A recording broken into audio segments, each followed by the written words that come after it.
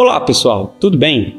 Hoje nós vamos falar acerca das características relacionadas à mineração e como o direito de alguma forma está relacionado a essas características. Meu nome é André Garcia Alves Cunha, atuo há muitos anos no direito da mineração e meio ambiente e tenho esse canal como uma forma de expor, trabalhar alguns conceitos que eu acho importante para nós desenvolvermos juntos este tão importante ramo do direito. Então vamos lá.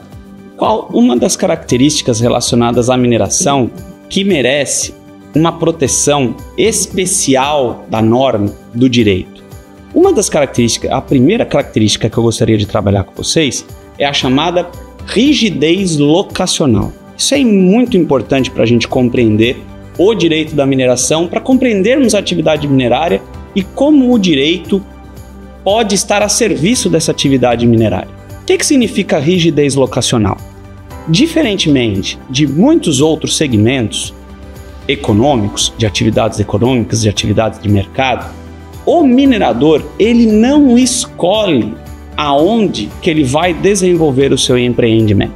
Agora vocês imaginem, se eu quiser montar uma empresa ou abrir uma empresa metalúrgica, uma fábrica de sapatos, um comércio varejista, um setor de prestação de serviços, eu posso, a partir de uma pesquisa de mercado, abrir o meu estabelecimento no local em que eu entender como mais apropriado.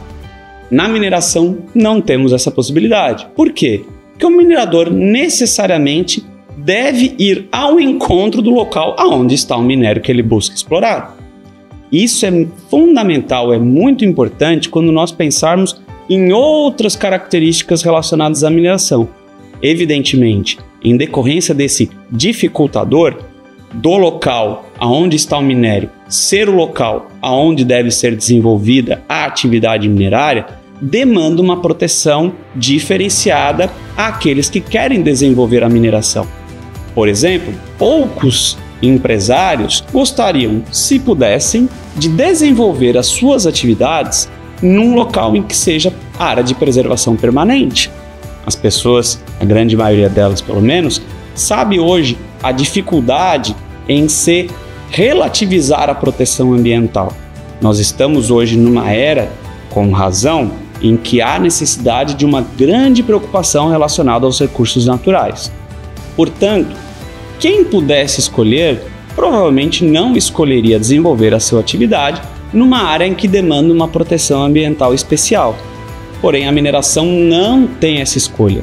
Há um dado, inclusive mundial, que diz que 80% das jazidas minerais no mundo estão localizadas em área de proteção especial no que concerne aos aspectos ambientais.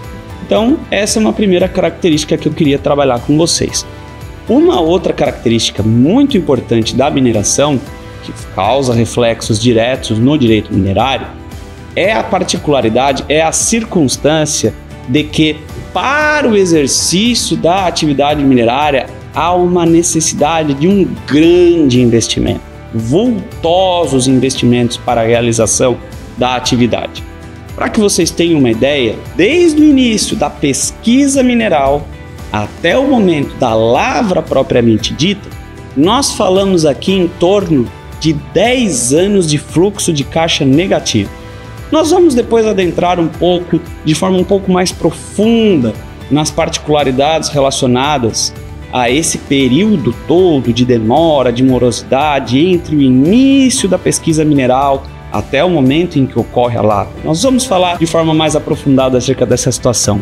Esse nosso segundo programa, na verdade, ele quer apenas fazer um voo rasante, propiciar um voo rasante para que a gente compreenda as principais características da mineração para, após, item a item, a gente aprofundar um pouco mais. Outra característica importante do direito da mineração, a circunstância de que poucas jazidas minerais se tornam minas em funcionamento. Então, rapidamente vou dar um spoiler, depois eu vou passar para vocês de forma mais detalhada da diferença entre jazida e mina. A jazida é um minério in situ, um minério na natureza, o minério que ainda está por ser pesquisado. A mina em funcionamento é a jazida, que pode ser explorada tecnicamente, pode ser explorada economicamente, pode ser explorada ambientalmente. E, portanto, ela já passa o quê? A oferecer resultado financeiro ao explorador. Além, é claro, e nós vamos falar sobre isso também de forma oportuna, a contribuição financeira que se dá ao Estado e as indenizações que são realizadas ao superficiário, não ao proprietário da mina propriamente dito, ao proprietário do solo, para falar a grosso modo, o proprietário da nua propriedade. Vamos depois falar de forma um pouco mais detalhada acerca dessas situações. É que eu preciso falar para vocês, num primeiro momento, alguns detalhezinhos que depois serão melhor aprofundados. Uma outra característica muito importante da atividade minerária é que é uma atividade de altíssimo risco, né? E por que é uma atividade de altíssimo risco? Que existem terceiros que afetam a atividade, que afetam diretamente a atividade. Desde o momento em que se requer a pesquisa de determinada área até o momento da lavra propriamente dita, são muitos os agentes que podem interferir num processo administrativo ambiental, mineral. Por exemplo, a União atualmente, e de forma trágica para o minerador, ela não fornece dados técnicos suficientes para que a pesquisa mineral possa ser realizada com maior segurança.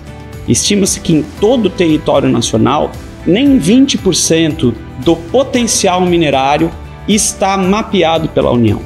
Isso aumenta, isso traz um custo muito maior para o minerador no momento da pesquisa, pois é ele que tem que assumir essa atividade que poderia ser realizada pela União para fazer a pesquisa do bem mineral.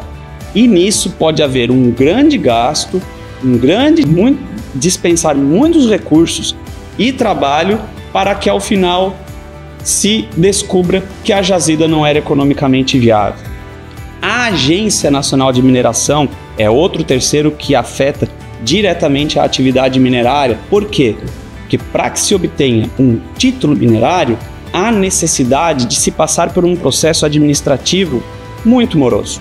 Estima-se, creio que já falei aqui para vocês, em torno de 10 a 15 anos, desde o início da pesquisa até que aquela jazida possa se transformar numa mina em atividade. Os órgãos de fiscalização ambiental são terceiros que também de alguma forma impactam na atividade minerária. Nós sabemos que no Brasil há uma insegurança jurídica e uma sobreposição de atuações por aqueles que atuam na fiscalização ambiental. Nós temos o IBAMA, nós temos fundações municipais, nós temos institutos estaduais, todos eles de alguma forma podem interferir na atividade mineradora de forma a tornar ainda mais moroso. Nós vamos ver isso em detalhes.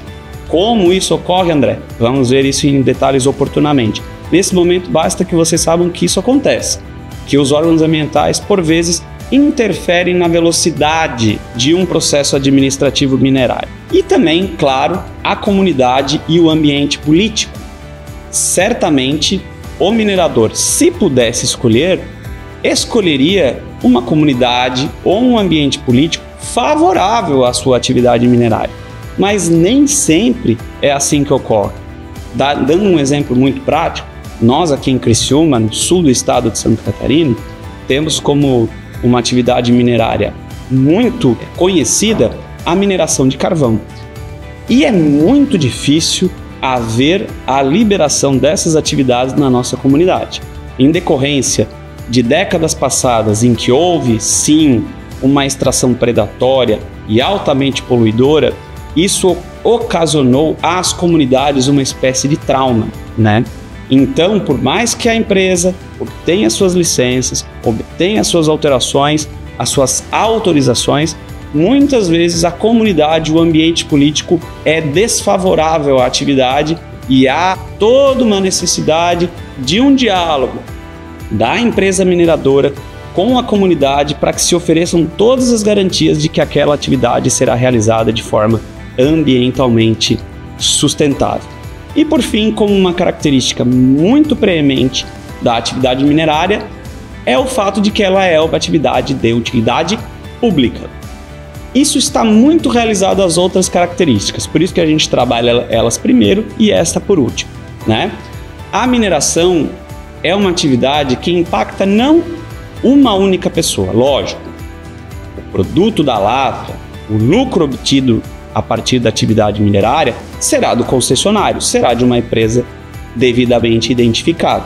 Porém, é de conhecimento notório que o minério acabará beneficiando um número indeterminado de pessoas, sobre o aspecto de locomoção, sobre o aspecto de geração de energia, enfim, sobre o aspecto relacionado à construção civil. Inúmeras são as atividades que de alguma forma se beneficiam a partir da atividade minerária. Portanto, essa atividade que tem todas essas características tem que ser considerada uma atividade de utilidade pública, o que lhe dá maiores vantagens em relação a outras atividades. Um exemplo, se houver, em determinada hipótese, um confronto num local entre a atividade mineradora e uma atividade particular, é muito provável que a atividade mineradora seja privilegiada, inclusive pelo Poder Judiciário. Isso também nós vamos falar de forma um pouco mais detalhada oportunamente. Ok? Então, rapidamente, depois vamos falando durante todos os nossos programas, vamos falar detalhadamente sobre alguns desses aspectos que a gente tratou aqui com vocês. Eu vou voltar algumas vezes a esses conceitos, vai ficar mais claro. Só que nesse primeiro momento eu queria realmente fazer um voo rasante com vocês para que vocês compreendam as características da mineração, casando, vai fazendo um casamento entre a característica de fato e a norma legal, tá ok? Muito obrigado e até a próxima.